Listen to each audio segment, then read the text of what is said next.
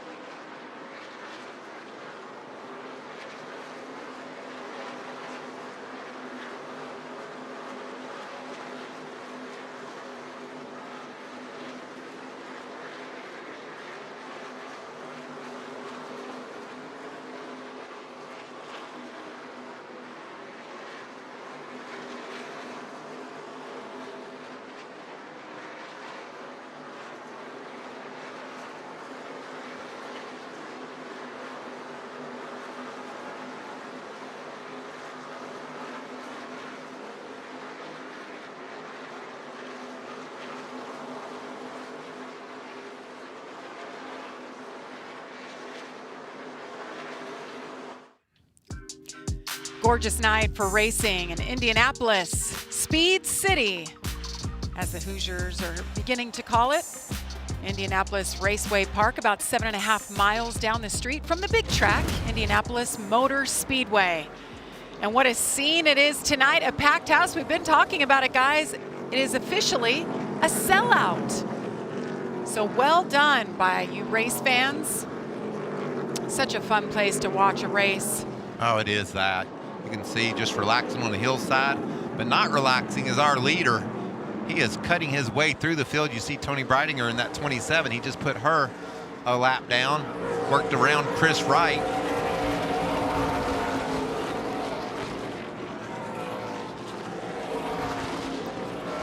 We've had a couple of guys all year long that we've talked about, Regan, and that's Lane Riggs and Caden Honeycutt. But Chandler Smith made a statement last week.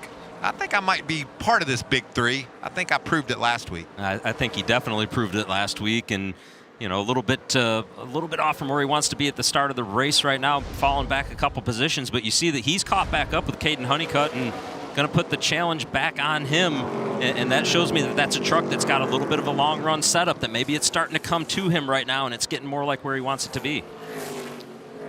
See Ty Majeski, 2 trucks behind, got around Nick Sanchez, has his sights set on Connor Mozak, that 88 we talked about, 2-time winner here. The best average finish at this racetrack. He's pretty darn good at the next 2 stops we're going to as well, Richmond, Loudon. Don't you just love watching those trucks hop around as they go down into the corner, just bouncing all over the place? The setups these crew chiefs, the innovation they use to get these trucks to handle around these corners. They don't care if they don't handle good going straight, do they, Regan? I think they're worried about the corners all the time. That's it. Let's get more. If it bounces down through there, so be it. Watch those things. Wham! We noticed that earlier. That's fun. Bouncing all over the place. Josh, what do you have on Majeski? Well, Jamie, it seems like week in and week out, we talk about that bar graph for Ty Majeski and how he has one good run and the next week he has struggles. When I went up to talk to him earlier today, he said, I know, Josh, but today is the day we break that graph. We're going to have 2 good runs in a row. In fact, this is a very good stretch for Ty Majeski with the short tracks we have coming up. His best racetracks set ahead for him in terms of today and Richmond and New Hampshire going forward. And he said today, the truck was very good in practice. He's like, I don't know if I have a race-winning truck, but we have something that we can work with. We see him up a couple spots right now, and he's got his crew chief. Joe Shear Jr. missed last week's race because he was sick. He is back atop the pit box, so all positive things for the 88 team so far today, guys. Yeah, it's been wild. We talk about this graph. It's like a heart rate monitor. It'll confuse you. How could that be? You know, as good as he is, how could it be so bad some weekends? Every other weekend, actually. Literally finishes top 5, top 10. The next week it's 20th or worse. And it's been like that all season long.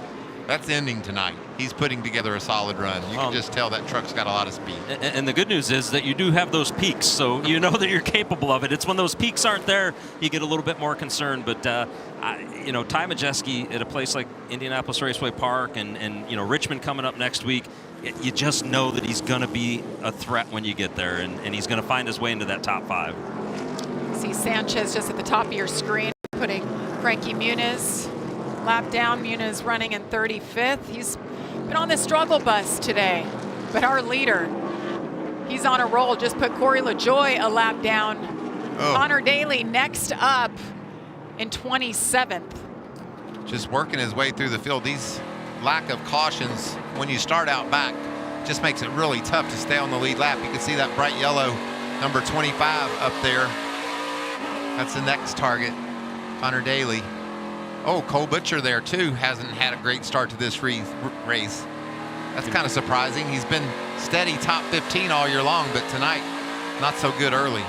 You know, the worst part for these drivers right now is their crew chiefs, their spotters, they're on the radio telling them, we need a little bit more. We need you to go. We need you to push just a little bit harder. And you're giving everything that you can right now. You know the situation. You know that the leader is you know, bearing down on you to put you a lap down. You don't want that to happen. And there's just not another gear sometimes. This battle just continues to rage on as now Connor Mozak has joined it. Caden had the best of Chandler for a bit, and now Chandler looks like a little bit better long run speed. You just wonder Battle. which groove hurts your tires more, Regan, as we talk about fall off. You think wrapping the bottom, keeping it straight down there is easier on the tires, or up top when you're kind of making the corner bigger, if you will? Yeah, I mean, normally, Michael, I would feel like the bottom would hurt the tires more, but not only do we see it last year that the bottom was really working out for guys, I don't know that one lane is worse than the other. I think it's all about where your truck needs to be to not scrub a tire, not spin the right rear off of the corner, not push the right front in the middle of the corner. And wherever that is, you got to find it as a driver. Connor Mozak, he got that spot. Is What this a a battle. statement night for him tonight? Well, you said it, Michael. I mean, he knew what he had earlier. There were high fives all around when he was fastest in that one and only practice session. And you see it here. Connor Mozak now in fourth. Caden Honeycutt slips one spot behind him. Meanwhile, Lane Riggs out front continues to lead. He's now led more laps here than any other track.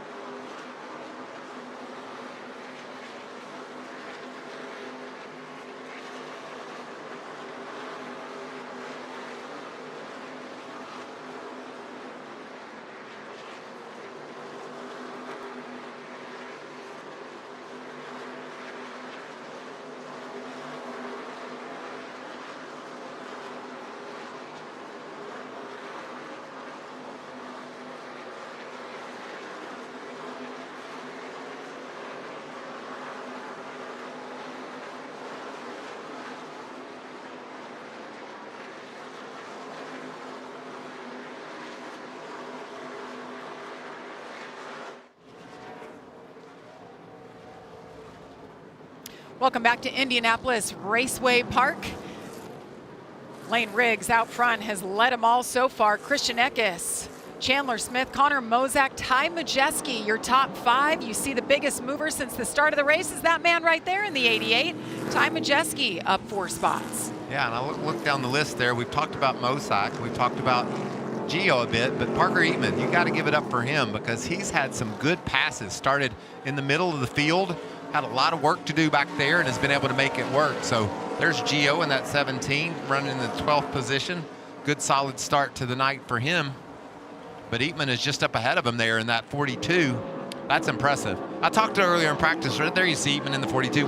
We talked earlier in practice, Regan, one of his first starts was at Dover where he finished 21st. That's a box check. You go to Dover, nearly get a top 20 in your first try, that's a tough racetrack. Well, He was back there racing against our own Clint Boyer, remember that?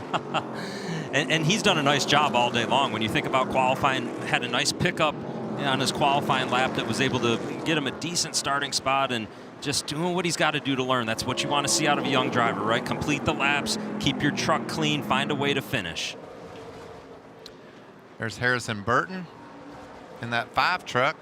I talked about traffic and energy is picking up. These guys not wanting to go that lap down before this stage end. Watch this. Let's go 3 wide, eh? Ooh. Little contact right there. That was Caston Everidge in the 93. Now Tough situation, you know, where Lane's trying to lap these guys and he sees the hole and he goes for it and closed up just a little bit. So now he's lapped up to 21st. Ben Rhodes is next up. We've run 50 laps, 10 laps to go in stage number 1. Caution free so far. 15 of Tanner Gray. These 2 guys desperately want to stay on the lead lap, but it ain't happening. Look at the forward drive that 34 truck has. And normally I would say as we see, you know, Lane can go from the top to the bottom. He can run anywhere on this racetrack that he wants right now, and very similar to what he did last year. Normally I'd think, okay, the passes are going to get tougher for him as he gets further up into the pack, and it's going to be tougher to put guys a lap down, but I don't think anybody can fight against him right now. Not at all. The Lane train is boogieing. Chugga-lugga-lugga-lugga. I love what Lane said earlier, Michael, something like that. He said his truck was so dominant last year, he said, let's not change it. Let's bring the exact same setup back because I don't want to experiment when we knew we were that good. That's not something you hear in the Cup Series or even the O'Reilly Series, but these guys are running those same trucks. They can bring the same setup back and still run up front like he is. Look at all these trucks that are going to go a lap down here. There's Chris Wright. He's already fallen off the pace.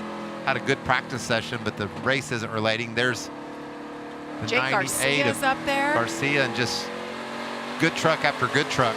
Yeah, the one thing that I noticed is Lane is catching these guys. You're seeing the moves in front of Lane when we were on his onboard there get dicier and dicier. They're making, you know, bigger lane changes. They're trying to pass the truck in front of them, and that's when you start putting the pressure on those guys. You really got to keep your eyes forward and make sure that they don't make a mistake in front of you or clip each other and cause a problem that they could get down into you. Battles all over this little short track in Indiana. See here, these 3. Battle for 6. Caden Honeycutt there. Grant Enfinger on the bottom, and in the middle, Nick Sanchez. Been over a year since he's been in a truck. Looks like Grant's got a good longer run truck. We saw him fade early, but he's been able to rally. Corey LaJoy in that 10 trucks off the pace of lap. And I love this shot right here. 3 different trucks, 3 different lines, and it worked for all of them. Yes. Right? There's a reason why they're all where they're at, and you talked about Grant's truck maybe coming to life as this run's gone on a little bit, and the opposite appears to be happening for Caden Honeycutt, maybe losing just a little bit of what he had. We saw him early in the race up there, you know, getting up to the 3rd position and just backtracking a little bit as we get to the end of this run. And those are all the adjustments these drivers will be communicating to their teams. How much do I need? Where's my truck the worst? Can we do it with air pressure, or do we put a wrench in the back of the truck and make an adjustment? All these things are being talked about right now on the radio about how to go about it. Amanda, let's get an update on the 11 at Caden Honeycutt. Yeah, probably about 10 or 12 laps ago, he radioed to his team that he just had 0 grip out there, so desperately trying to get to the end of the stage for some adjustments. See him barely hanging on with all he's got right now, Regan. Yeah, and as Amanda was saying about the grip, and he had 0 grip, like right there, you see the back of that truck just sideways, and that means he doesn't like the front, doesn't like the back, feels like the tires are just, you know, it gets to the point where they feel like they're basketballs and they're sliding across the racetrack, and he wants this stage to end rapidly here. And you see how far Grant Enfinger already has driven away from these groups. That's the orange truck at the bottom of the screen. That's making some ground right now. In fact, the last time around the track, Grant was the fastest. 1.5 laps to go here in stage number 1, and then those new tires, those adjustments. It'll feel so good. You got that right. Gavin Bichelle has done a great job, top 15. He's going to lose a lap here, but he should get the free pass if Lane doesn't get to anyone else, and he's not going to. That's Frankie Muniz in the 33. He's already a lap down, so good break for Gavin. Good first stage for this 18-year-old. And a great first stage for Lane Riggs. He picks up the win here. This is the 4th straight race. Lane has won stage 1, and it's his 8th stage win of the season. Picks up right where he left off. He's bare knuckles, baby. He is. It's been all about Lane Riggs. He's led them all so far. We'll have pit stops and adjustments on the backside.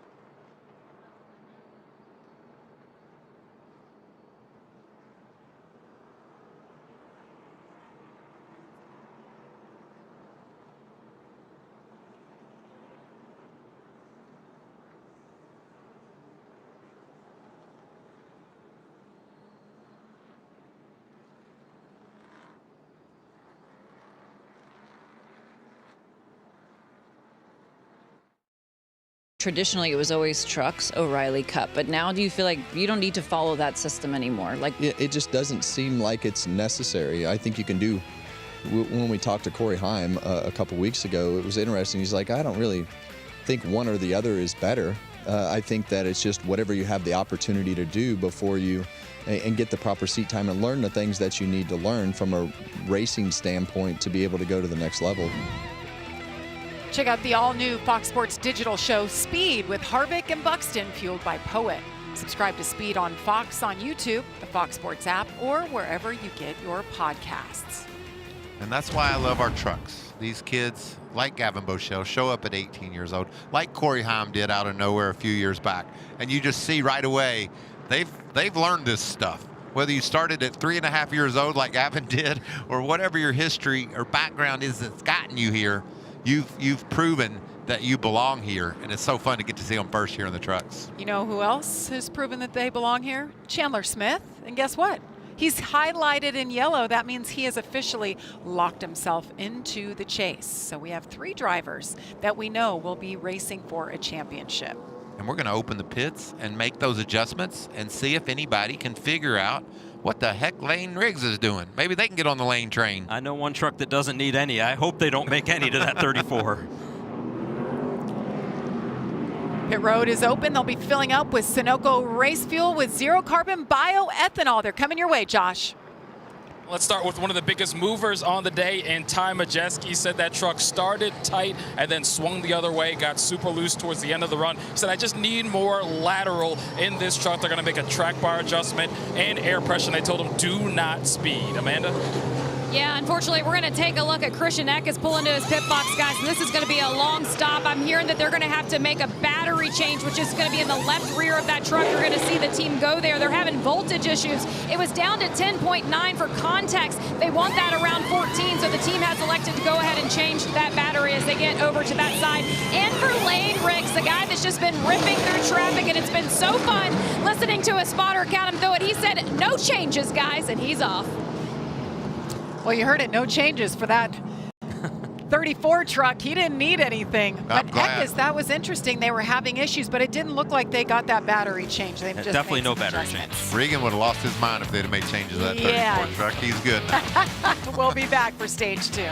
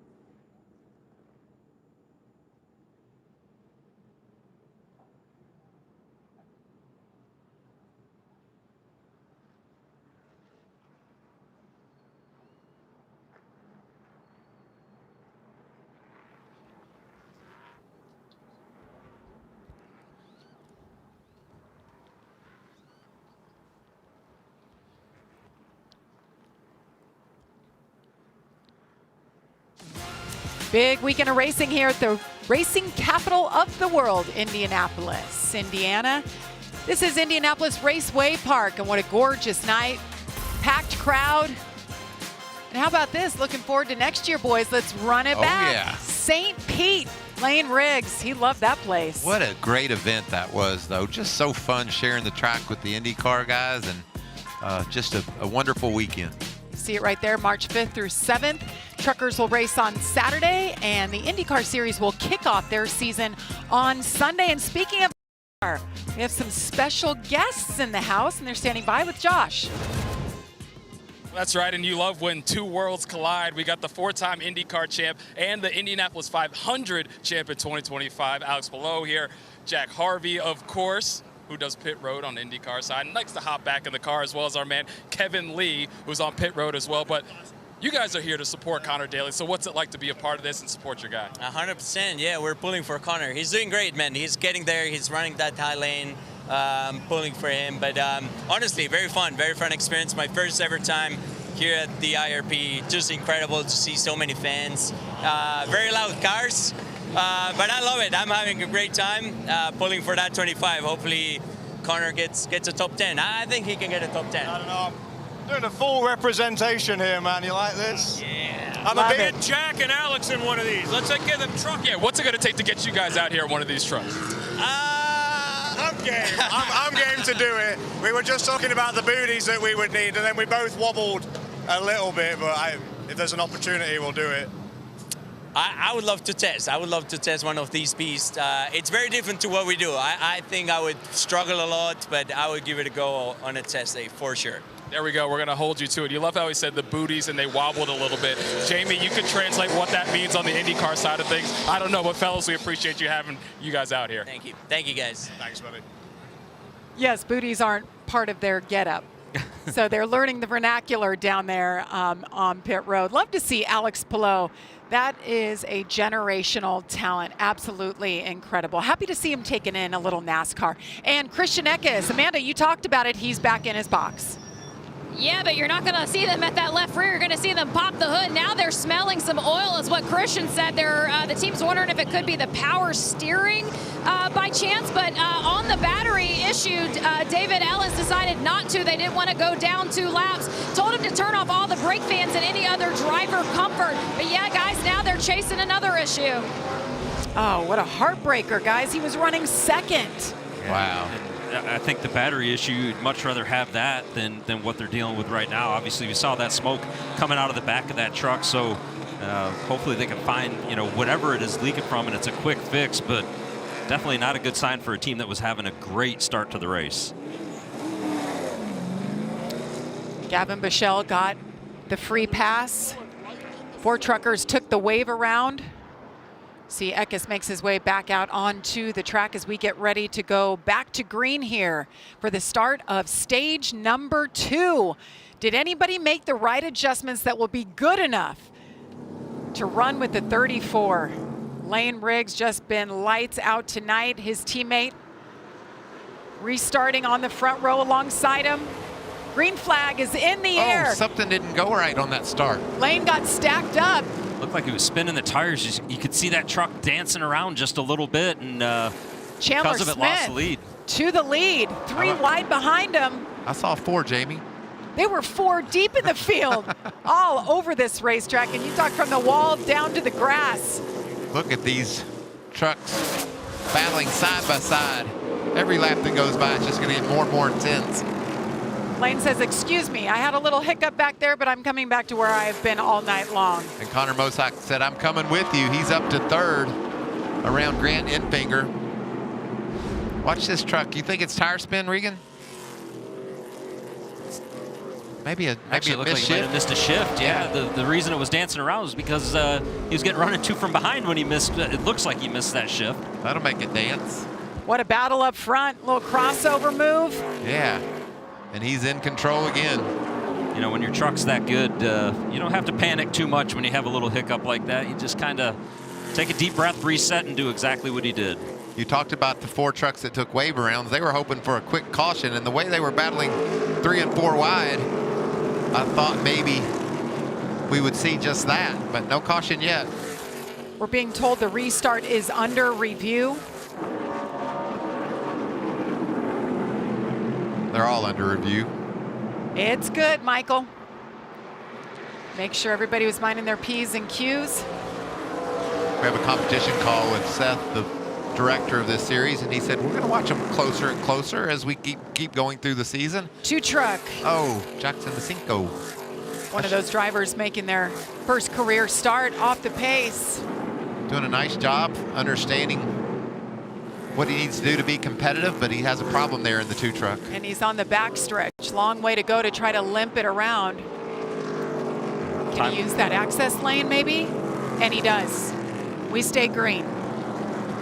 Ty Majeski's been working this pass for the past 2 or 3 laps, and he's getting so close to being able to clear Nick Sanchez, and he's done a nice job of keeping his truck pointed the direction he wants to, not using his stuff up, and there we go. I think Nick finally said, okay, you're a little bit better than me right now. Go ahead and take it. I think Ty might have gunned it up in the middle of the corner too, just to make sure he was clear, and knew once he had that spot, he could drive away.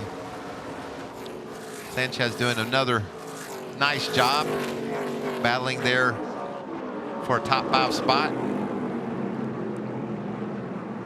We'll get to see here as we run just a handful more laps if anybody did make the right adjustments where they can close ground on our leader.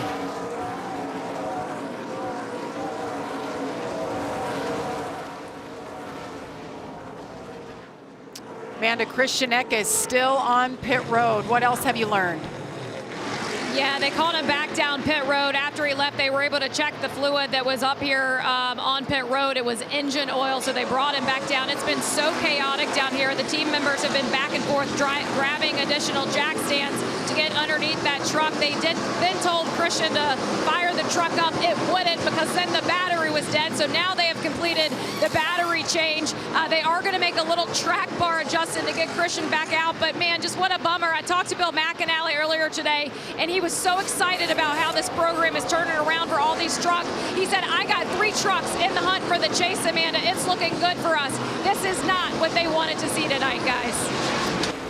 No, and you saw David Ellens, his crew chief, come off the pit box. Not a good sign. It looks like they're going to go ahead and push him back. His night is done. He was second, guys, when he started having the problems. Yeah, top 5 in points. And Regan, you talked at the opening about how tight points are for that last chase spot. So you don't want to have too many hitches in your giddy up at this point, because you'll find yourself outside looking in. Yeah, and Christian Eckes should be fine in terms of the points and making sure that he makes it into the chase. The biggest dilemma is it's even tight within the mid part of that field in terms of, you know, you can leap 1 or 2 spots, lose 1 or 2 spots, and that's 5 points every time that happens. And it's different this year. That those 10 points or 5 points, whatever it may be, mean a lot more. Lane Riggs has extended his lead once again to a second over his teammate Chandler Smith. I'll tell you a couple trucks that I've been watching. Stuart Friesen and his teammate Michael Christopher Jr. both hanging in the top 10. That's impressive. There's Stewart down on the bottom with Caden Honeycutt. Looks like maybe they've tuned that truck up a little bit. And there's his teammate, Michael Christopher Jr. Look at him coming in with a head of steam. I love that. Seeing this modified kid from the Northeast come down and set the same type of pace that Stewart is setting. That's impressive, isn't it? So who is Michael Christopher Jr., making just his 3rd career truck start? Long line of modified racers. Look at those wild modifieds. That's some ground pounders right there. See Michael there with the checkered flag, and there's Uncle Teddy there, modified champion. And legend. That's right. Let's get more on Michael Christopher. Josh. And Jamie, when I talked to him earlier, he couldn't help but smile at this opportunity to be in the 62 truck with Hallmark Friesen Racing. He told me, hey, I'm in good equipment with a good team, a truck that has seen victory lane with Christopher Bell earlier this season. He's excited for the opportunity. He says, yes, I'm out here to learn, to grow, and to show what I can do. He said, hey, I'm a guy that races modifieds on the weekends. He said, I'm actually missing a race tonight back at his home track of Stafford, but he's excited to be here. He felt good about the gains he made in practice, felt like he can be competitive out there today, just wants to keep learning, and he's doing that out there. And I talked to him about the lineage of his family and the success they've had, and if there was any pressure on him tonight or anytime he hops in the truck, they said, Josh, since I was a kid, there has been pressure. That is nothing new to me. I just go out there and run my race and do the best I can. Well, he's doing a heck of a job tonight. What a battle right ahead of him. Stuart Friesen and Caden Honeycutt. Honeycutt's got his truck better, I believe, Regan. He's been able to make some passes. And he's been working this bottom, Michael, and the one thing I still see out of that 11 truck is as he gets to corner exit, a lot of movement with the steering wheel, right? A lot of movement with his hands, and we'll have to see as the run goes on if it's better as the run goes on or if they made it better on the old tires. I love watching those white gloves pounding that steering wheel back and forth, trying to find that grip. 29 laps into stage number 2. Lane Riggs continues to lead. We're going to step aside, but you won't miss a thing. We're going Fox side by side.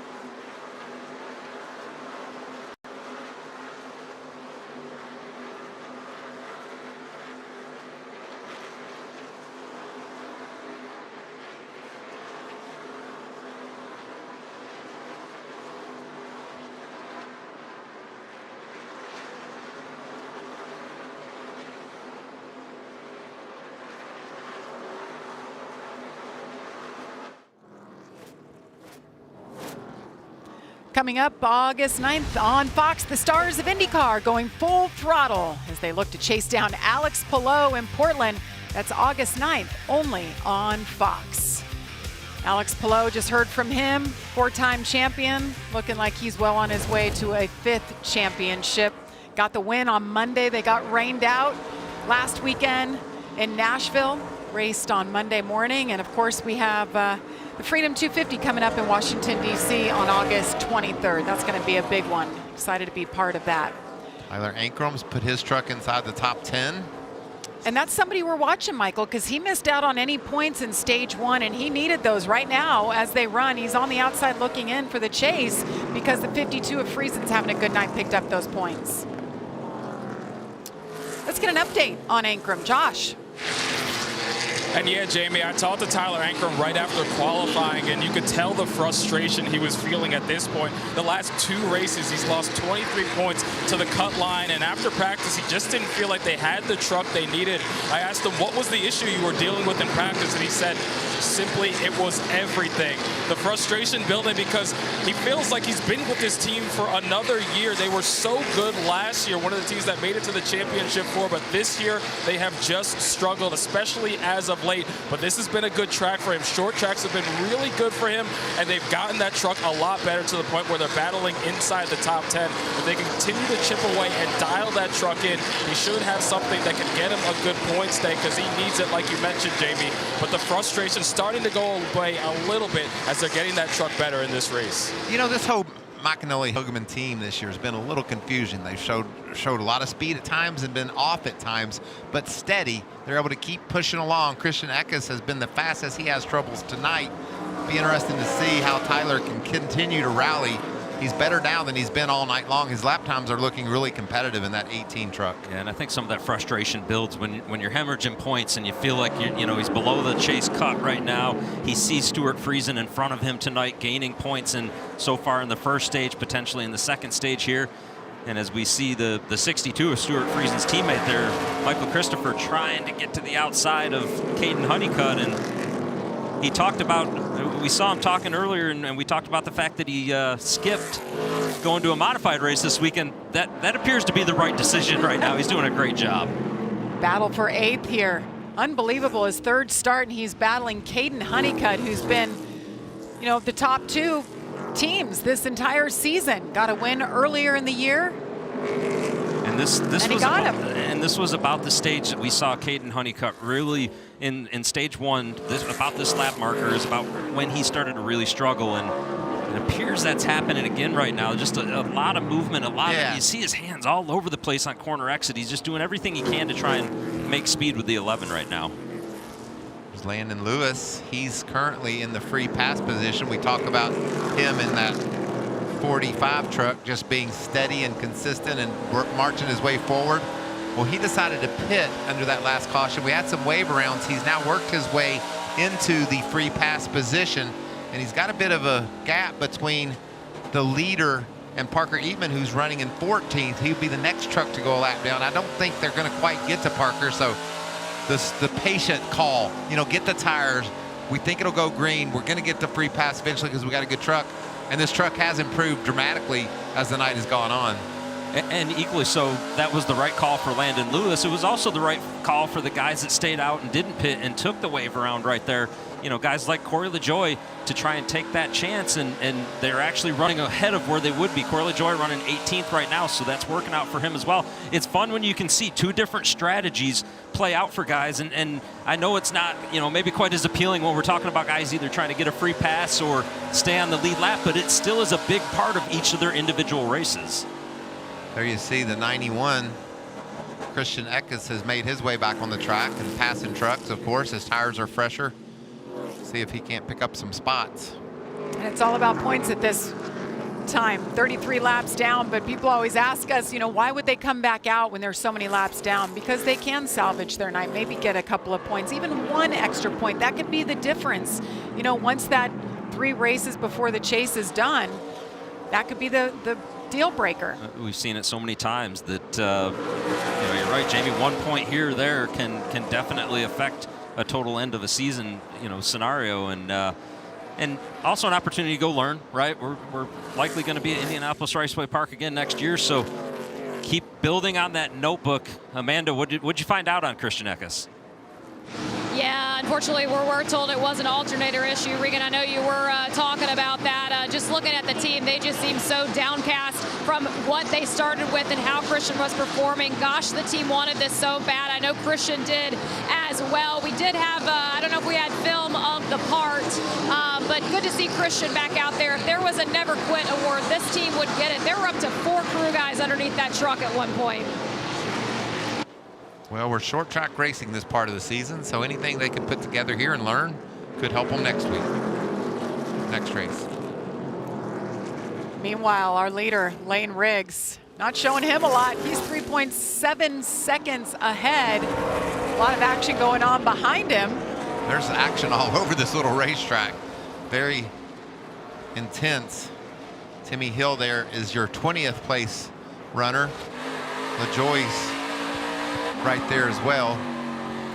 And you just got to imagine as Lane Riggs is, catching some of these cars or trucks to lap them for the second time and closing in on lapping some guys for the first time right now again as well. They just got to be thinking, what's he doing? How is he making that work? And much like his teammate Chandler Smith last week, it just the truck is just glued to the racetrack and it can go wherever he wants it to, and it just doesn't look like he's having to overwork it to do that.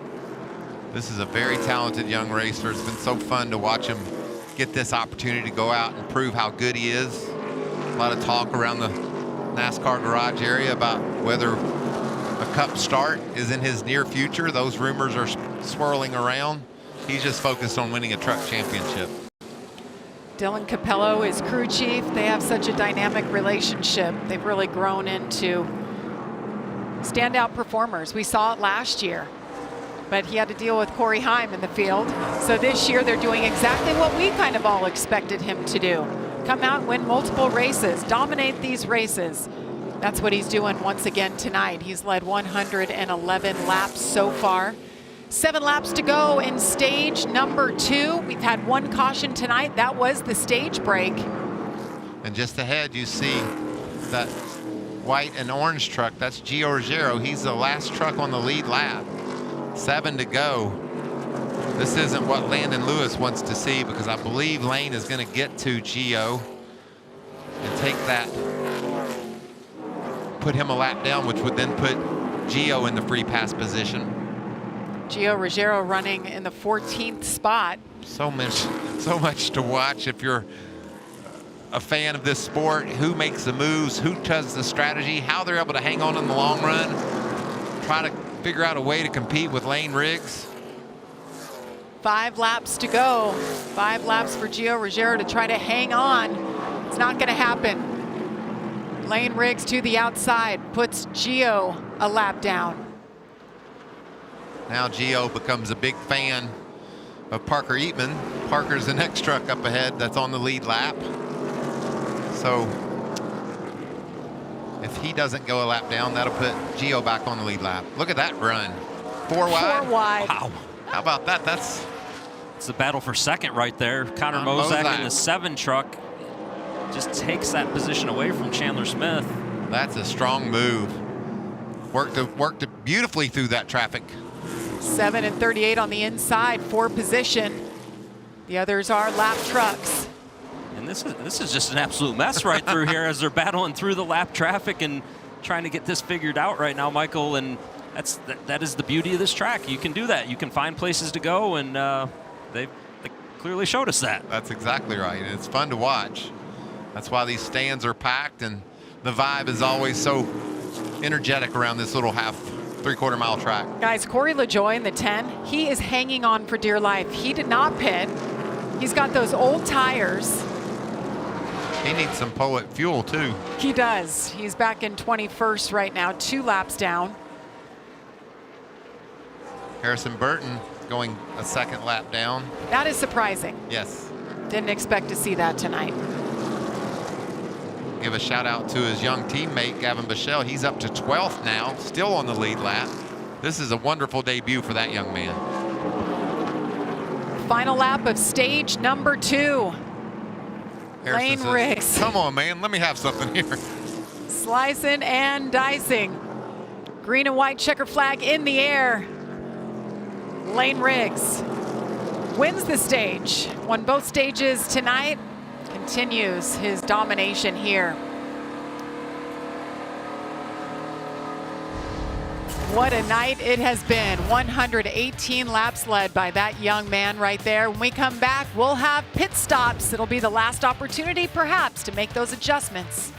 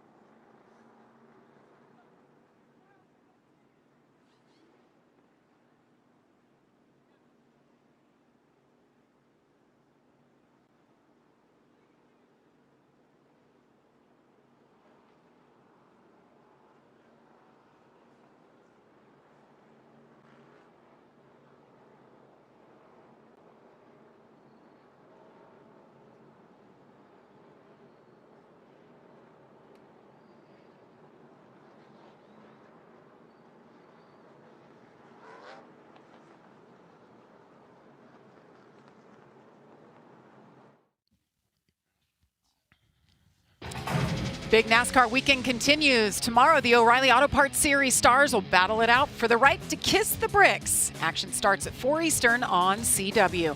And Sunday, the high-speed action continues with the stars of the Cup Series.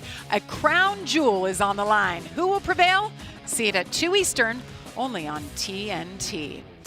And we welcome you back here to Indianapolis Raceway Park. Jamie Little, Michael Waltrip, Regan Smith, Josh Sims, and Amanda Busick with you. It is a gorgeous night. Doesn't get better for racing under the lights. A little short track Friday night action. I like what you're saying, Jamie. Stage points so far. Lane Riggs likes what he's been seeing. He has maximized winning both stages for 20 points. Parker Eatman down there getting 1 point. That's a big deal for that young man making his third career start. Yeah, and those 9 stage points for stage 1 for Christian Eckes is a huge deal. Yeah, even more important with the problems that they had at the end of stage 1 there, you know, after the pit stop and finding out about the alternator issues. And I see Stuart Friesen, 6 points, came into this race tied with Tyler Ankrum for that final transfer spot into the chase. That was a great 2 stages for him. I know it's only 6 points, but a little bit of a buffer. And now if he can finish it off with a strong end to this race, he can maybe not sleep any easier, but at least have those points with him. This is the money stop, Regan. We think that everything normal, they'll get 4 here, fill her up with fuel, and go to the checker. So you don't want a mistake. You don't want to speed. You don't want to have a problem with the lug nut. This is what it's all about right here. This is why those athletes get paid to do what they do and do it so flawlessly. 2 different leaders tonight. Lane Riggs and Chandler Smith led 2 laps tonight. As they make their way down pit road, they'll be filling up with Sunoco race fuel with 0 carbon bioethanol. Josh. Well, Chandler Smith, with sentiments most of the trucks in the field can relate to, said, I'm just struggling overall compared to the 34. I need more lateral bite. I need the front end to be more versatile. I just need a little bit more to get to where that 34 is, so that make some adjustments, try and help him out, Amanda. Yeah, Josh, Connor Mozak at 7 this year. Last year it finished in that second spot with Corey Day, and Brian Patty brought the exact same setup. He finds himself in that P2 position starting this race, 7th today. No changes for the 7 as we move on to Lane Riggs. Regan, there is going to be a small adjustment here. I hate to tell you, Lane was feeling loose on that run, but he sweeps stage 1, sweeps stage 2. Can he do it again? One final stage to go. His team got it done. Was able to beat the 7 off of pit road, maintain position. That's just impressive run for Connor Mozak since they started this day. He's been fast all day long. Now he's in a position to try to win a race. All right, let's see if he can finish the deal. 3rd and final stage is coming up next.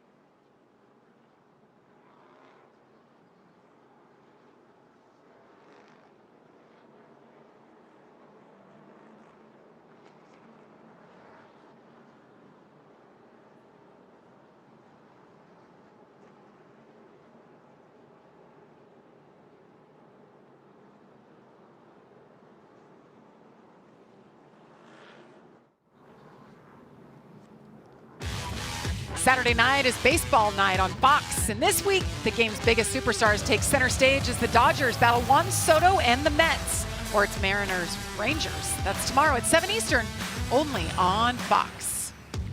Well, baseball action, a lot of racing action. How about my Hoosier State? Absolutely showing off tonight. Beautiful sunset. Just simply beautiful. Sun setting. The scene is perfect. Regan, could this change as the sun goes down? Could it change the track anywhere? It might help someone gain some ground on Lane Riggs. Where you stand on that? It could, Michael. It could work out that way.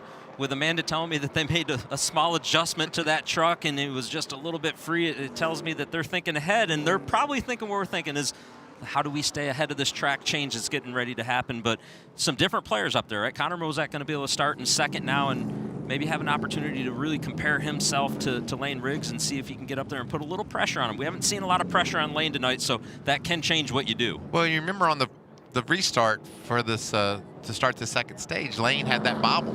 He had maybe a gear changing issue that caused him the lead. So you got to execute. You got to be perfect here. Amanda. Yeah, guys, you're going to see Christian Eckes down here, and I'm happy to report it's not a problem. Actually, Christian's going to be running his own race out there. They're setting him up for practically a mock qualifying run. The goal right now is to go out there and get the fastest lap so that Eckes can find some points in that fastest lap. I love it. They're running their own race. That's right, Amanda. It's the fastest lap of the race gets 1 point. So what do you think of this strategy? This is fun. I want to see if he does it. Be the only thing that Lane hadn't won today if that happens. So Crew Chief Dave Ellen's always creative there, so I like thinking outside the box. you guys talked about how important 1 point can be.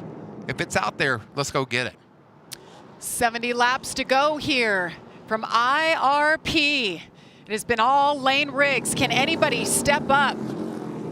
Connor Mozak is on the inside. Lane Riggs chooses the outside. Green flag is in the air. The third and final stage is underway.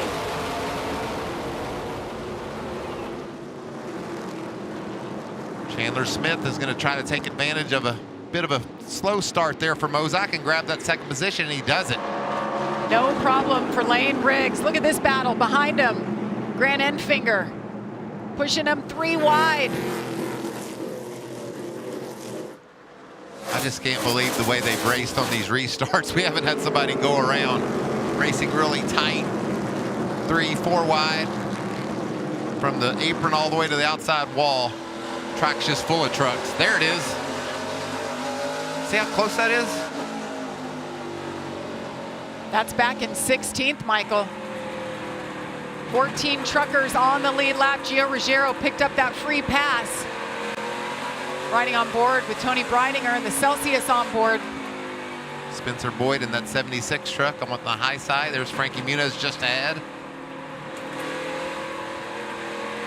I think you gotta commend all these truck racers right now on these restarts, as wild as they've gotten, the 3, 4 wide that we have seen, to not have any mistakes. It's impressive by all of them. And we see Ty Majeski. We've talked about him all night long up here battling, trying to put pressure on Nick Sanchez for the 4th position, and Ty just keeps steadily getting that truck a little bit better, and maybe firing off even better yet this time than what he did the previous run.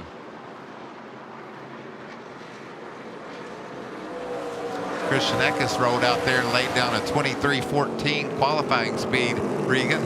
He did it. I think that's good enough to get the fastest See lap. it right there on the scoring pylon, Michael. He's got the little clock. That means he got the fastest lap, so that is 1 extra point for him, making something out of what they thought could have been nothing with that alternator issue. There you see Majeski just scraping that inside grass, trying to do something with Nick Sanchez. Watching Nick Sanchez and what he's been able to do tonight, I miss seeing this young man in the Truck Series. I hope maybe this opens up another opportunity for him to run full time. Such a talented race car driver, and a couple wins in the Truck Series that he's had, and just a guy that's a pleasure to be around, right? He's so much fun to talk to and so passionate about the sport, and definitely would love to see him getting some more good opportunities. Breaking news. NASCAR Race Control has just said because they took Christian Eckes' truck to the garage, he is not eligible for the fastest lap, so he will not get that extra point. Well, that was fun while it lasted. It was a fun talking point. But you got to try. Good effort. You can't hate him for trying. Yeah, you can't hate us for not knowing that because the team didn't know it either. That's right. Caution is out. Wow, big hit for Landon Lewis. Wow. This is our first caution for contact tonight. Landon had a heck of a streak, going 3 straight top 5 finishes. A little bit more of a struggle tonight, was 16th when this incident happened. Battling for the free pass position. Oh, another truck, I think. Daniel Hemrick. Daniel Hemrick, yeah, and you saw the damage to both sides of Landon Lewis's truck, which kind of indicated that there was another truck involved there. And well, we talked about how tight these guys have been racing. Both of those cats. They were running 18th and 19th. Look at that. That's big damage. Let's see if we can figure out what happened on board here with Landon Lewis. There's Hemrick. Oh, he makes contact with Cole Butcher and then just simply nowhere at all for Landon Lewis to go. Some wrecks are just unavoidable, Regan, and that was a perfect example thereof. Just a innocent bystander if you're Landon Lewis and Daniel Hemrick. Those guys are all battling right up there, trying to figure out a way to get that free pass if the incident does happen, and you're pushing extra hard to try and get positions in that at that point. That's just so sad when you don't do anything wrong and just circumstances takes your night away from you. Another tough night for Daniel Hemrick. Well, they'll continue to clean up here, and we'll step aside after this first big incident of the night.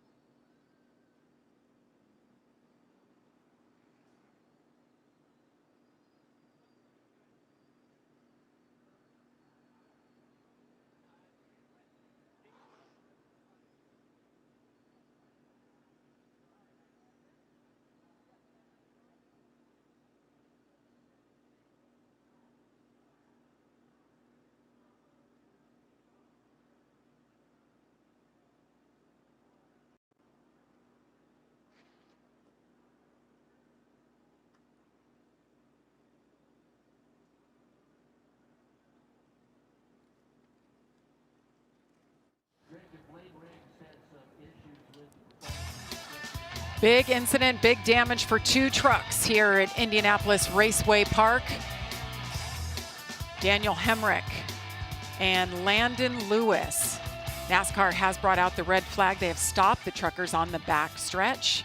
Cole Butcher also involved. He was the truck just ahead of the 19 of Hemrick.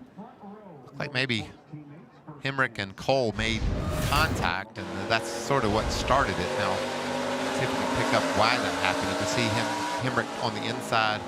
I think he just tried to get under Cole and maybe got loose. Is that what it looked like to you, Regan? I think Daniel was getting ready to commit to try to go to the inside of Cole. Wasn't expecting Cole Butcher to run the middle to the bottom of the racetrack, and when Cole turned off into the corner, it was a late move by Daniel Hemrick, and when Cole turned to go to the bottom, just not enough time for him to react, right? And he tried to stay off of him. Unfortunately, he swapped ends with his truck, and Landon Lewis just, innocent bystander, and those guys were all right there, as we said earlier, in position for that free pass, and you're pushing a little bit more than what maybe you want to. You're hoping the caution comes out, and next thing you know, you're part of it.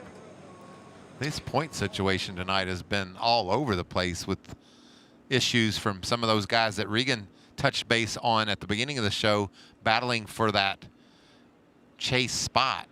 You see Daniel Hemrick in 9th. He was 8th in points coming in here, so yeah, this would be a big hit. This is a huge hit for him, right? He was 40 points to the good coming into tonight, and you see right there that gap has closed up significantly for him, and there's still room to lose a couple more spots here, based on trucks that are on the track with him being off the track. So We'll have to see how it shakes up and who's able to, move forward or maybe not move forward of the guys that are behind him. But you just don't want that pressure as we go into Richmond next week, another short track, and as we, get down to crunch time here with only these 3 races remaining right now before the chase.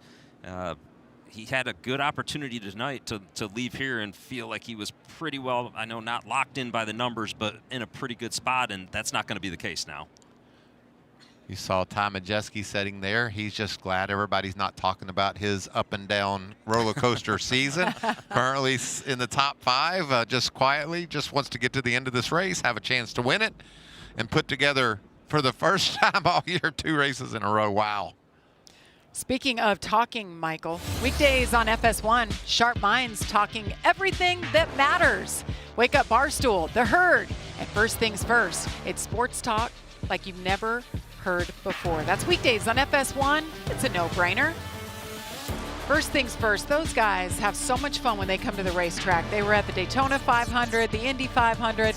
They know their racing stuff, and they've interviewed every driver. They have a great time with it. I think that's my favorite part, just the knowledge that they have and the pure enjoyment that they have when they're at the track, no matter where it is, whether it's Daytona, Indy. It makes it a lot of fun. Yeah. Wonder this is not fun. Wonder why we're under red flag. We're not in a dirt track. We are still at Indianapolis Raceway Park. That oil was laid down all over this little short track in Indiana, and the safety guys are out there offering up water to some of the competitors if they need a sip. I mean, kudos to the drivers. You had just mentioned, Michael, about 10 minutes ago that you couldn't believe that they've all kept it straight on these restarts. No incidents tonight until now. With 61 laps to go, the red is out. And something else that'll be interesting after we get this race back going again. These trucks are going to be on, I know they started the race on their qualifying tires, but they're going to be on cycled tires here. And what that means is the tires, for the first time all night really got hot and then got cold. And that can sometimes affect the vehicle for guys in a way that they don't expect. And, we'll have to keep an eye on that as it starts to play out, because I wouldn't imagine any of our leaders come to the pit road for any reason right now. So we'll have to see how that materializes. I think it's interesting, Regan. You're kind of going down my road. The things are changing. The sun's setting. The track temperatures getting a little cooler. Are going down a bit. You're talking about the cycled on the tires. We're just trying to make sure we cover every base about how someone can possibly do anything with the lane train. He is hooked up, and this is an impressive performance. The lane train. I like it. I said chug-a-lugga, but I meant dude. I don't know whatever a train does. Well, I'll tell you what. It's 9:40, and it's finally dark in Indianapolis. Everybody that's from the West Coast comes out to Indy to visit. They're like, I cannot believe how late it stays light here. So we're finally under the lights. Sun has set, cooling off just a bit. It's been mid-70s all day long. Well, there's one guy that's very familiar with the truck series. I want to see him back behind the wheel. Raja Karud, let's hear from him. Josh? Well, that's right, Jamie. He's moved on to the O'Reilly series, doing very well up there, but still coming back to support his fellow truckers from the last couple of years. So why'd you want to come back and see these guys compete out here tonight? Yeah, Josh, first I got to say congrats. Your Sixers got LeBron earlier today officially, so congrats. Although us Wizards are taking it all the way this year. But, yeah, I love IRP. I mean, we were fortunate to get a pole here a couple years ago, and, I run pretty well at this place, and it's always nice to come and see all the teammates that I've had over the years and people that I've raced against and worked with. So, yeah, just hanging out and being a race fan. And this place is cool. It'd be fun if the O'Reilly series ran here, but you can't beat racing at the big tracks. So super fun to watch racing here at IRP. Got a nice crowd on hand, and yeah, we'll see how it goes in the end. Pulling for the Spire trucks. They're 3 and 4 right now, so hopefully they can get a couple spots better. We've, of course, well documented your journey over the years coming from iRacing, but what's it been like for you to progress through the ranks, and what's this first season like in the O'Reilly series for you? Yeah, I definitely think it's been a learning curve. Not steep. I'd say it's been very steep on the road courses for sure.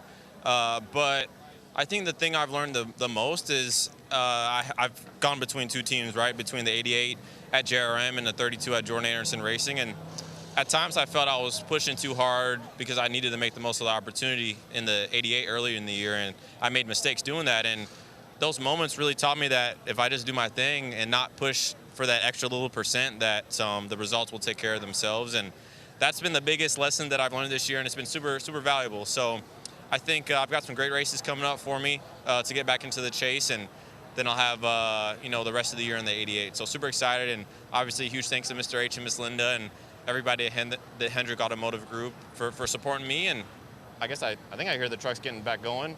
I won't take too long on the air, but yeah, watch us tomorrow, and yeah, hope the Spire trucks get it done tonight. There you go. Some great perspective from Rajah Caruth. Amanda? Standing outside the Care Center with Daniel Hemrick, and from your perspective, what happened? Yeah, a hole closed, and I saw a quick replay of it. I had a run on 13 and was going to send it to the bottom hard. And when I pulled out of line, like he turned left too at the same time. It was just kind of a bad situation. So I hate it for everyone at MHR tearing race trucks up. It's not something I like to do. So hate it for everyone at Delphi. It's their second race with us. We had a good run with them at Watkins Glen. Was looking forward to having another chance to do just that and have a solid showing for them. And out of the race way too early. So I'm not so sure if I'm more upset about crashing or more upset about just how slow we've been the last 2 weeks. So just got to go back to the drawing board, get a short track program turned around. But it's not a lack of effort. Everyone is giving us all the tools and resources, Chevrolet, Napa Auto Care, everyone's supporting us and giving us everything we need. We just haven't been able to put the right pieces in the right places, and go next week, try again. Thank you, Daniel. Yeah, thank you. I know he said he was frustrated with the speed. He's had a couple of good runs the last 2 weeks, 6th and a second place finish, but second DNF of the season and first since Atlanta in the beginning of the year. Yeah, and I think Daniel described it exactly how we saw it, right? It was just it was a move, and another truck made a move that wasn't expected. I don't expect any leaders to come in, but we're being told, yep, there's Honeycutt on pit road right now. Well, that makes perfect sense. He just hasn't been there today. He needs to do something different, and this adjustment, these tires, this could be what he needs. And Gio Ruggiero coming in as well, his teammate.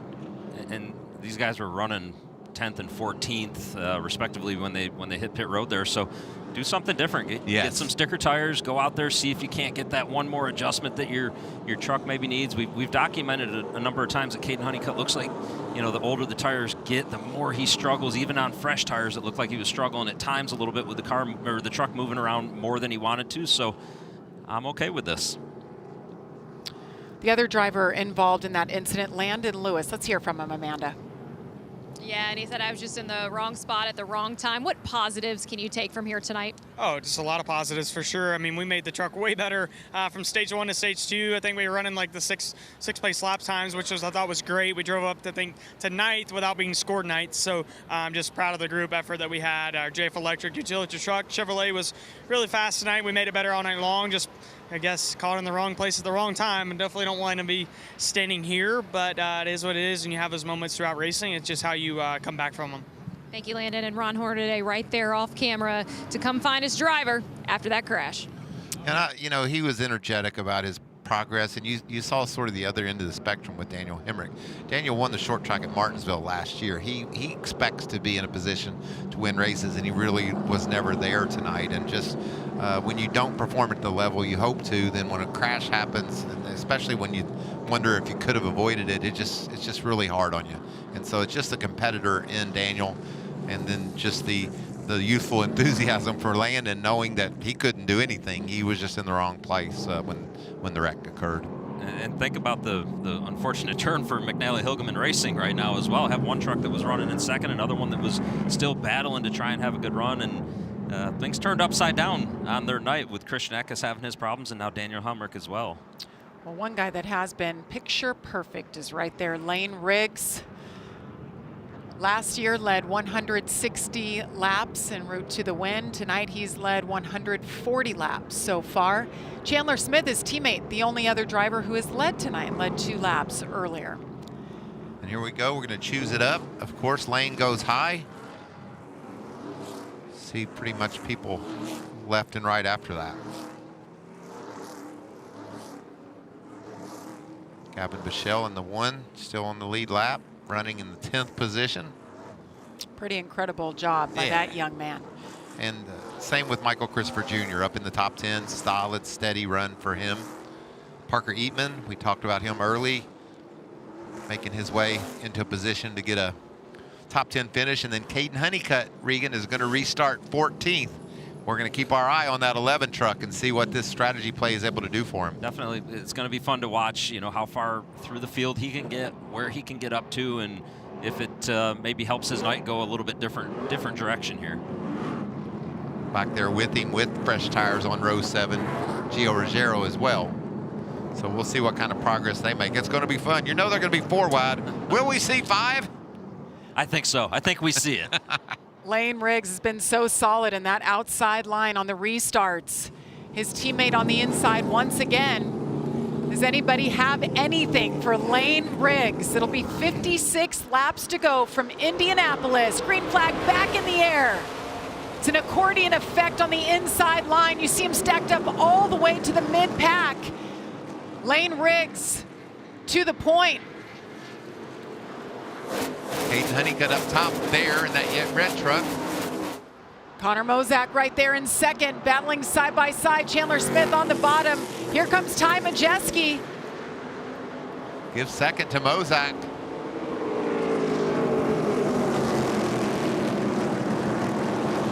Ty Majeski's going to have to work really hard right here. You see now Nick Sanchez gets to his outside, and that outside appears to be rolling just a little bit right now. When he doesn't have that whole track to complete the corner, he could, you know, be at risk to lose more positions if he's not careful. Nick Sanchez has got to be having so much fun. Things didn't work out in the O'Reilly series for him. The team went away. He's been running part-time, and now he comes here and picks up where he left off, battling up front. He's been in the top 5 all night, running 4th right now. This is a cat we got to keep our eye on. He and his teammate with those fresh tires. Look how low and fast he's able to get down there. He's already got around Gio up to 11th. 10th now. And that's a good first few laps, right? You pick up 4 spots almost immediately after hitting pit road, getting those fresh tires. He wants to get, Caden Honeycutt wants to get as many as he can, as quick as he can, before it starts to level off just a little bit. Great battle between Sanchez and Majeski. I feel like we've seen that battle for the better part of 149 laps right now. It just seems like we keep talking about these two side by side, and one time one's on the bottom, the next time the other one is. Honeycutt picks up another spot into 9th around Grant Enfinger. He just wants to see these laps roll off green flag while he's got that tire advantage. Be interesting if the caution were to come out again, if any of our other front runners decide to throw a Hail Mary just like this team did. Gio Ruggiero hasn't made up much ground with those fresh tires, still in 14th. And I think, you know, Michael, you asked about if anybody else would decide to do that with 50 to go right now as they're crossing the line. I think it all just depends on when that caution were to fall, right? And if you're maybe somewhere around Stuart Friesen, Andres Perez, maybe you do think about it if we get another 25 laps in here, and it'll be some tough decisions for crew chiefs if that were the case. See our biggest movers since the restart. Definitely Caden Honeycutt going in the right direction. There it is right there, up 5 spots. He's got 2 or 3 trucks here in a row he can pick off in a hurry. There's Gavin down on the bottom in the 1 truck. Andres Perez.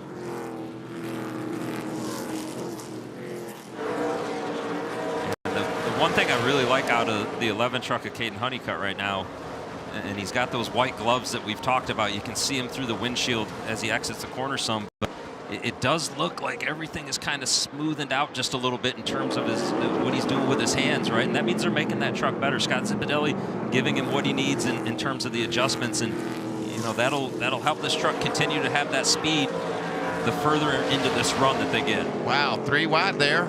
Gavin Michelle not giving up, guys. That's exactly right. Michael and Regan, that's what I love about this series. Every week the entry list comes out. There's always at least one guy on there. We all have to go to work and research and say, where'd they come from? Who are they? Gavin Michelle in the 1 is one of them. And what a great opportunity for him with Tricon Garage. And he's putting them on it. He's been in the top 10 all night. And I just love, you know, when these 18-year-olds come into the series and the racecraft that they have and the skill that they have and how ready they are. And we see the 11 truck of Caden Honeycutt trying to clear off a turn 2. Andres Perez there can't quite do it that time, but he should be able to get this completed here in the next lap and a half or so. Don't you love that call, though, by the team to bring him down, get those tires, give us a shot? We didn't have a chance before running just inside the top 10 barely. Caden Honeycutt's been working all day long. One of 2 drivers double duty today. Practices, qualifying, ARCA series, and the truck series. This was just before our race, guys. Caden Honeycutt, what a battle at the end. He takes the lead. He's in that 17 car right there. Such a great battle with Carson Brown. Carson had an issue. Caden hangs on and brings home the win, does the burnout, has to do all the victory lane stuff, runs over to his truck for driver intro. So it's been quite a day for Mr. Honeycutt. But he can't do anything with Perez, and look at Gavin down on the bottom. I think Gavin's better than the 11 right now. Just lost that spot when they were racing 3 wide. Perez doing a nice job on that outside. Lane Riggs continues to lead by just over 2 seconds over Connor Mozak. Chandler Smith, Ty Majeski, Nick Sanchez still top 5. This battle's fun to watch. There we go. He gets him. Honeycutt to 7.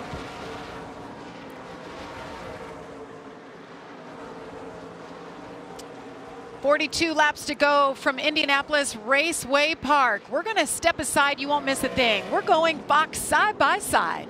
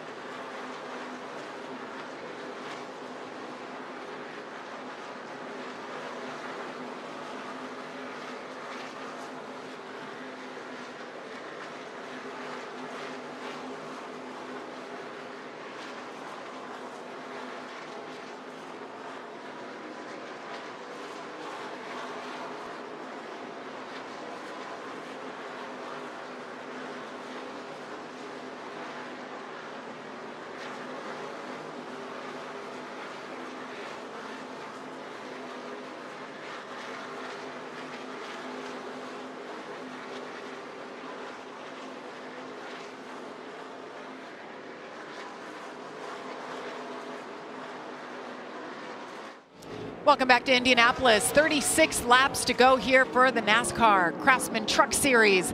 Lane Riggs has now led 162 laps tonight. That's more than last year, and that is a career high. What a performance. We thought it couldn't get better than what he did here a year ago. And we didn't think anybody would soon do what his teammate Chandler Smith did last week in dominating fashion.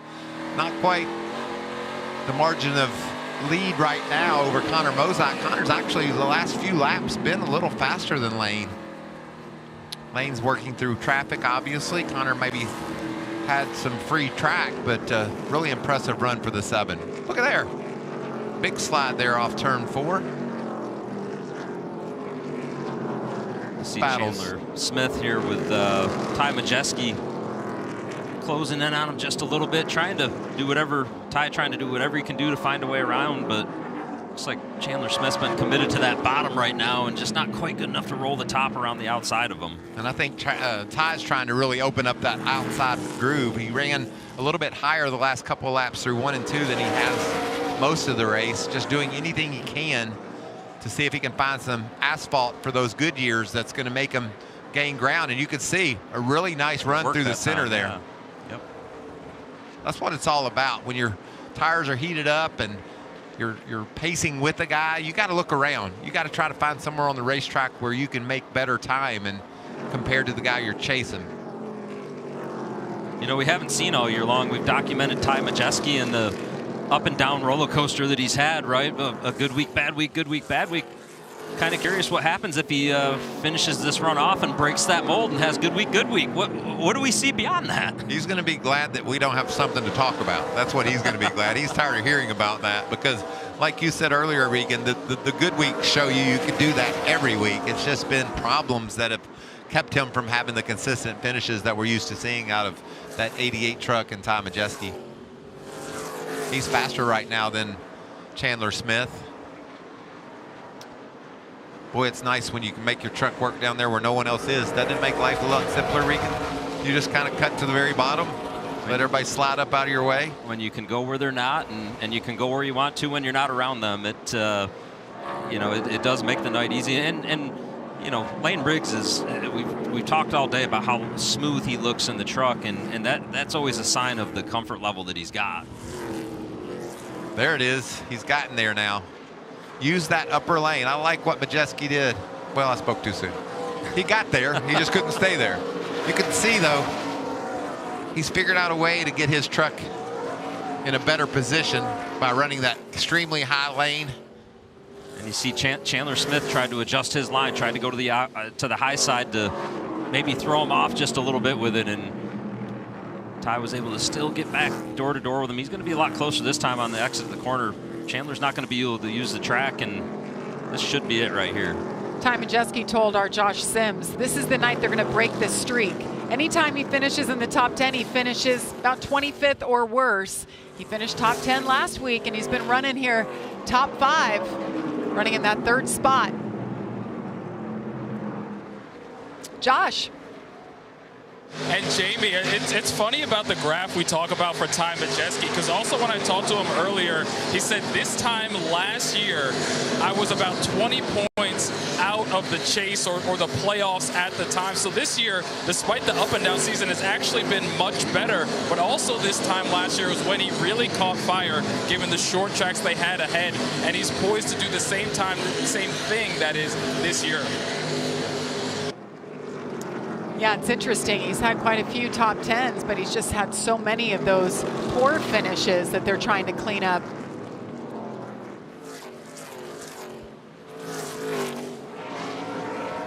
There's our man Stuart Friesen, just having a steady, solid night, and he needed that, as you can see right there in 10th position as he tries to make a run for the chase.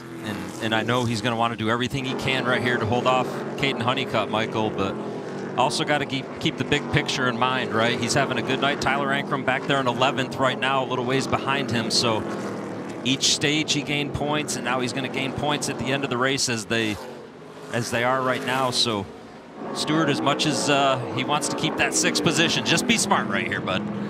They came in tied right at that cut line, and you see he's gained 10 points on the 18. Great night for Stuart Friesen. Honeycutt's better with those fresher tires. This is when it starts to get interesting to me, Regan. If the caution were to fall, what do these crew chiefs on pit road do with relatively so few trucks on the lead lap? I mean, I'm thinking you almost see a lot of action on pit road. Yeah, I think right now you would see definitely some guys. If I'm the 34 lane rigs, I'm not sure that I'm taking any chances with anything. And it just, you got to be worried about, right, if that were to happen, how many of them stay out behind you. But well, I think that's what would happen. If he doesn't come in, they're all going to come in because they know that'll cook them. So tense times down on pit road. Lane's just wheeling that thing, doing his job, but there's a lot of thinking going on pit road about the scenarios that could take place if the caution were to fall. And that's the crew chief's jobs right now too, right? It's you got to calculate everything out. You got to be continually thinking each lap, okay, what if scenarios, right? So that you're ready for it if it were to take place. But the what if that I know right now is Lane Riggs is still hooked up and doesn't have a lot to worry about. Yeah, I almost think that if you are Lane, you're just going to maintain that lead. You're not going to push that truck. You don't want to use up those tires any more than you have to, just in case something does happen late. Maybe just he's out by 2 seconds. Hang in there at that. And the leader just crossed the line. That means we've reached our Craftsman. 20 to go. Lane Riggs just been dominant tonight. He's going to be in really good position to lock in the first seat in the chase at the next race in Richmond. They're going to have a couple of weeks off. Then Richmond comes up August 14th right here on FS1. Points, points, points. We've been talking all season long about how important they are when we go chase racing. That winner of the regular season is going to have a 25-point advantage when we reset for the chase. Connor Mozak still trying to do everything he can to get up there to Lane Riggs. Done a nice job on this run, though, and you know, I know he'd love to get up there and battle with him, but the day that he's had running in second place right now, piecing together the whole day from the start of practice until the end, has been very impressive by him. I mean, this is the kind of night you hang your hat on. You say, I can do this. There's one guy that messed up my party. His name was Lane Riggs, and he was untouchable, but I put all the rest of them away, and that builds a lot of confidence when a young racer has a night like this. Ty Majeski, you see, has been able to put a little bit of a gap on Chandler Smith now. Once he got by, we felt like he was a little bit better. And Chandler Smith, this is 2 weeks in a row, right? And I know every driver wants to win every race, but starting to he's stacking some really good finishes together and looking good with a 38 truck. Sanchez, a good run in that 77 truck just behind the 38. There's Nick. Just been steady all day long as well, and he's you know, it's so great to see him getting the opportunity as we've documented. Amanda, what's he been saying? Yeah, you guys go back to practice and qualifying. Actually was sitting in that pole position for a while until Christian Eckes and Lane Riggs stood up on the came up for qualifying. But I got to spend a lot of time with Nick during that bit of time, and he just talked about his memories in the truck series. He was sitting on what could have possibly been his 8th pole in class, but all of his memories that he had here. He found out that he would be in this 77 truck last Sunday, but they have been talking about it for a couple of months. I asked him, might we see you again? Well, the team won't confirm when, but said that we were able to talk about it. Well, you can see, Amanda, he's really pushing it, still slipping and sliding around this little racetrack as we get down inside 15 to go. Stuart Friesen, we talked at the top of the show about the 1-year anniversary of his huge dirt wreck that left us wondering if we would see him back in a race truck. And he went to work and he vowed that he was going to be back at Daytona, and he was. And it's been an up and down year for Stuart Friesen, but today has been a turnaround. Had his best qualifying effort in what, Michael, a year and a half? Yes. And tonight he's been running top 8 all night long in that 52 truck. And he just turned away this battle from Caden Honeycutt. Caden's on the little bit fresher tires, and Stuart's been able to hold him off so far.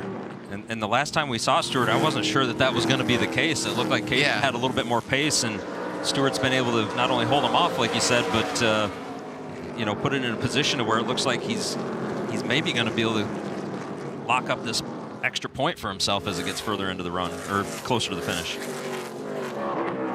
Bochelle is still stalking these two, has about the same pace, runs up there and takes a look at him. Can't quite complete the pass or get in a position to make it, but he's doing a great job. And yeah, what a successful night, right? Your first race, if you can come out of your first Craftsman Truck Series race with a top 10 finish, that is checking every box right now, right? The truck maybe a little damage on the back bumper on one of those restart stack-ups, but man, A++ tonight. I agree. After running the ARCA race, so he didn't have just his sights set on this. He had a lot going on today. Busy man. Busy man and very smart young man. He's done a great job. Andres Perez rolling around in the 9th position as we get down inside of 10 to go here. Wasn't really sure what to think of Andres Perez after practice and based on the speed that he had shown, but did a nice job in qualifying to have a good lap, and he's been able to parlay that into the race and show some good speed. And right behind him, Grant Enfinger, of course, won a couple weeks ago. I know this is one of his favorite racetracks that we come to, Indianapolis Raceway Park. And, you know, this team's had a lot of bad luck as the year has gone on with different things happening, but a solid night for him so far. Big win at Lime Rock. Never thought I'd see that was happen. awesome. He was so pumped up. 40 races since he had last won. And like you said, Regan, it's been one of those seasons. More bad races, I'd say, than good for this team, but they're going in the right direction now. There's Lane clicking these laps off. 100% in the mode of everybody keep them straight. We've executed all night long. Had that one bobble on the restart, or he would have led every lap so far. I think he missed a bit of a shift there. Didn't shift exactly like he wanted to. His teammate got out in front of him for 2 laps. He quickly put him away and been out there ever since. You know, Connor Mozak's done a nice job keeping him honest this run. What do you think, Michael, as he closes in on a few more lap trucks up here? Do you maybe want him to just, if he gets there, back it down a little bit, or if you're the crew chief and the spotter, do you just let him go? I think you got to let him go, because you see Mosak there. He's on the same straightaway, and last time by, Connor was 0.3 faster than Riggs, and he's cut it down from nearly 3 seconds to under 2.5. So he's keeping him honest. He's keeping that 34 truck knowing he's got to stay tight all the way to the checkered. I know with runs like this, Lane Riggs gets asked all the time about, well, are we going to see you moving up next year? And he said, I don't know yet. I don't know what my plans are next year. I don't know if I'll stay in the truck series. I would love to get an opportunity, maybe this year or next, in a Cup car. Well, I think if that opportunity comes, it's great for him to go out and get that experience. But, you know, from a driver's perspective, something else that's great is when you can lead laps and you can dominate races and you can go out and do what he's doing. We saw Corey Heim do that last year in the Truck Series, and you know, Lane's quietly now starting to stack together wins here and put together a season that's going to be maybe not quite to that level, but we're creeping up on some of those statistics. Look at that mess ahead of him. We don't want to get in the middle of that, do we, Regan? We can help it. That was the traffic I was alluding to a moment ago, and 2 to go. 2 laps to go here at IRP, boys. And look at the lead. It's under 2 seconds. Oh, we got a crash. Oh, no. The 9 got into the wall. Or has he just got a mechanical? Right rear damage to that truck. You can see the quarter panel on the right side. NASCAR keeping an eye. They haven't pulled the flag out yet. Final lap coming up. Whoa. And you see the white flag right there. Final lap of this race. Chandler, Smith back behind him in 4th. Ty Majeski, Connor Mozak, those boys have been battling it out, but nobody has been able to touch the 34 of Lane Riggs. Absolute domination here tonight. Led 198 laps. And here he comes to the checker flag. There he is. Lane Riggs wins it for the 5th time this season. Unbelievable. What a performance. Butt whipping tonight. What a performance. They said that it was the same setup as last year, and you'd have a hard time convincing me differently based on that performance, and it just looks so reminiscent to what he was able to do last year. And how happy do you think he was to get that white flag and cross that stripe? There was a lot of chaos. There was chaos going on everywhere there on that last lap. Everywhere. NASCAR did a nice job of not throwing that caution. As soon as you see that smoke, you think oil. It looked like maybe some contact was where that smoke came from. Tip of the hat to Dylan Capello, his crew chief, that entire team. The boys got it done on pit road tonight. It was flawless. You mentioned, Michael, maybe the one little hiccup in their whole game tonight was maybe missing that shift. 2 laps led by his teammate Chandler Smith, but that was the only other leader tonight. You think he'll run the same setup next year, Regan, here? IRP? I don't think I would change it. I was nervous when they made an adjustment at the end of stage 2. You know, just leave it alone. That was a bare knuckle butt whooping. Got another short track race coming up next. These front row boys, they got them tuned up. Nice burnout for all the Indianapolis fans that turned out tonight. Sold out crowd. You see them all appreciating the fact that just such a great run by he and his team at a tough racetrack to go out there and lead the laps that he did and do what he did. Back-to-back years right here at Indianapolis Raceway Park. Fans like what they saw.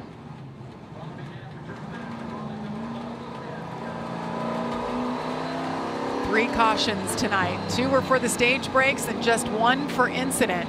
On a short track under the lights. Doesn't happen a whole lot. 3 and 4 wide, too. He's going to burn it down. Right in front of his team.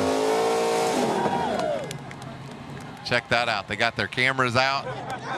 Yes, sir, baby. That didn't take long. Celebrate. Gonna add a win sticker right there next to his name. Starting to fill up the roof of that truck with win stickers. No doubt. 2 races remain in the regular season.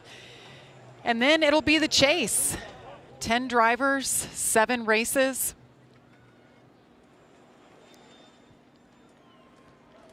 It's got to be very gratifying, not only for that young man, but that race team to put together a truck that flawless, to execute on pit road like they did. Every box checked.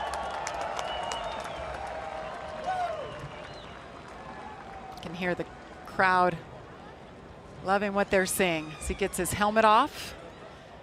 We'll send it to Josh, who's with our winner. Well, for the second year in a row, Lane Riggs sweeps the stages and finds victory lane here at IRP. Led all but 2 laps today. What do performances like tonight say about you and this team? I think they're just statement wins. I mean, man, what a truck. I mean, I was on cruise control there for so much of the race. 7, he kept me honest there at the end. I was honestly, those last 15-ish laps in traffic, I was running as hard as I could, and I couldn't get away from him.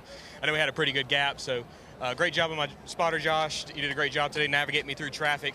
Had that one mishap on the restart, just spun the tires really, really bad. And when you get these tires spinning, they're so hard to recover. So just thank you to guys behind me for not turning me around. I know that easily could have happened. So I'm not sure where Chandler finished. Had a good run for him as well.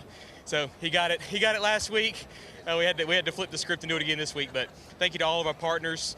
BKB Bare Knuckle Boxing, BKB 57 in London tomorrow night. Everybody tune in on Vice TV. It's going to be a brawl, as you see on the quarter panel. Ford Racing, all your help. They give us the tools to go fast. And, man, what a race truck. These guys make my job easy. And I think we're just going to keep carrying that momentum and statement win. I think we're the ones to beat for sure. Never finished outside the top 10 here at IRP. We heard the report that you wanted the same setup in the truck coming back this year. What's it about this place that allows you to have success, and what makes this place so special? I think just my short track experience, racing the Cars Tour, having so much time with just learning how to finesse that right foot. There's not a lot of tracks we go to, like even Martinsville now, you don't have to finesse your right foot. And just here, it's really about tire management, keeping that right rear tire on it. My crew chief, Dylan, my engineer, Jonathan Coates, they do a great job at the Ford Racing Simulator, helping give me what I need every single week to go faster and faster. And it's the same truck. This is the same truck that's won both of our Bristol races and both of our IRP races. So the win percentage, I think, is over 50% for it. But no, it's just awesome to be able to bring that back, bring the same setup back. I said, man, let's just bring the same thing we had back. If we get beat straight up, then we're just going to have to go to work next year. But I didn't want to mess ourselves up. So, man, what a truck, though. It's amazing.